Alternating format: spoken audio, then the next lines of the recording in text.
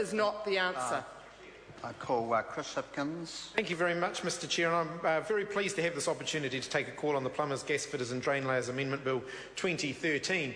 And it would be fair to say that this bill has had a very long history and is a result of a number of serious issues over quite a long period of time. A few years ago, I had the opportunity to sit on the Regulations Review Committee when we were considering issues to do with the Plumbers, Gasfitters and Drainlayers Board, and it would be fair to say that members of the community, the professionals who do this work, have legitimate concerns about the way the board is operating, legitimate concerns around the legislation which governs it, legitimate concerns around the actions of a number of people involved in the industry. And what we're seeing here today is that the government are going to simply override, by way of legislation, by a narrow majority, what have been clear breaches of the Act by the Plumbers, Gasfitters and Drainlayers Board. And that is wrong. And one of the reasons it's wrong, there's many reasons it's wrong, it's manifestly unjust, but we rely, one of the reasons that the Parliament sets up an organisation like the Plumbers, Gasfitters and Drainlayers Board is to provide leadership to the industry. And how can the board provide that leadership that the industry needs when so many of the industry have no confidence in it? And they have no confidence in it because it's breached its own act on several occasions, because every time they have gone through some kind of process to have their grievances addressed and acknowledged, they have been proven to be correct, and yet this government are simply turning a blind eye on that and saying to the board, just go on doing what you've always done. That's not right.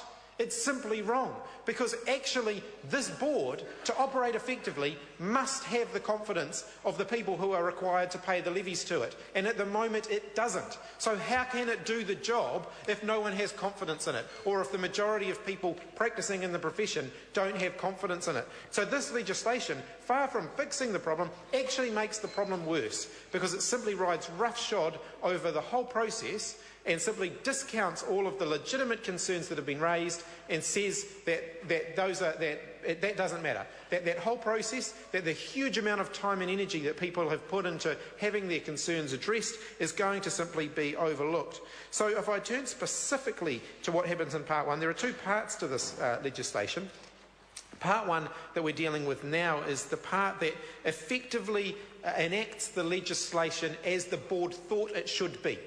So the board had been acting in a way that was inconsistent with the legislation as it was. Part 1 of this legislation simply says, okay, well, we'll just change the law in order to allow you to continue doing what you've always done.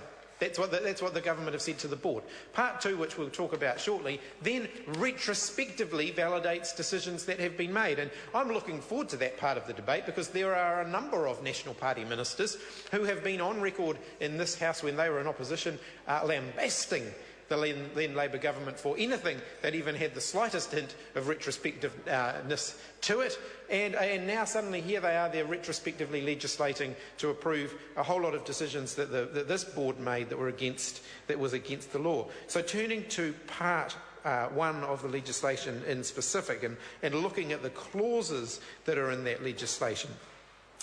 Clause 4 amends the Act to allow the Plumbers, Gasfitters and Drainlayers Board to impose on registered plumbers, gasfitters and drainlayers a disciplinary levy to fund the costs arising out of investigations into allegations or complaints against registered persons and proceedings covering dispute under Part 3 of the Act. Now, the reason that it's that last part that's actually really important, because the Act previously only allowed the disciplinary levy to be collected to cover complaints against registered persons and not against other people who might be practising. And this was where the board got itself into difficulty, because they were collecting a disciplinary levy that they could then use outside disciplinary matters concerning just registered practitioners under this Act. So what it effectively does is it says that those who are registered, those who go to the trouble of being registered, are now being asked to fund potential investigations and disciplinary action against the people who don't go make that step of becoming registered. And I think, there may well be good arguments for that, but simply imposing this by way of a legislative override, effectively, of a whole lot of organisations, regulations review, Mr. Chairman, Chris Hopkins, the Ombudsman, various others who have all said that members of the practitioners who have raised concerns have got legitimate concerns. Simply writing roughshod over those through a legislative process is not the right way to do it. It's manifestly unjust. It's simply not right. Retrospective legislation is not right. We know that there have been major problems with this board, as I mentioned, and there have been some very good people involved with the Plumbers, Gasfitters and Drainlayers board, and there are still some good people involved in the board, and it's not, I guess, in any way a reflection of I don't want to cast aspersions on their character or anything like that, but the board itself has had major systemic problems. And one of the things, in order to deal with those issues, one of the things that must be done as a matter of priority is restore confidence in the board. And this legislation, sadly, is not going to allow that to happen, because it's simply going to, if anything, it's going to add to the sense of grievance that people who have concerns with the board already have expressed.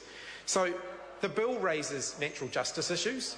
Retrospective legislation often does, and we're certainly not convinced that in this case, sometimes there are rare occasions where retrospective legislation can be justified, and in this case I'm certainly not convinced that there is due quality justification for that.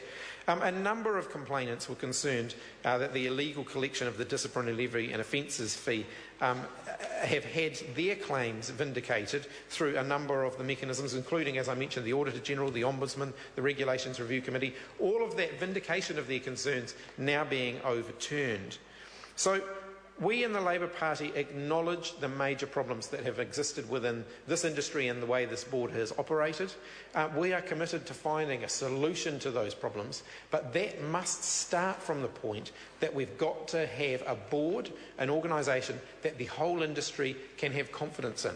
And unfortunately, this legislation that Maurice Williamson is bringing before the House today does the opposite. It simply reinforces a legitimate sense of grievance that many people feel, and that is the reason why we cannot support this. I call Brendan Horan. Thank you very much, Mr. Chair.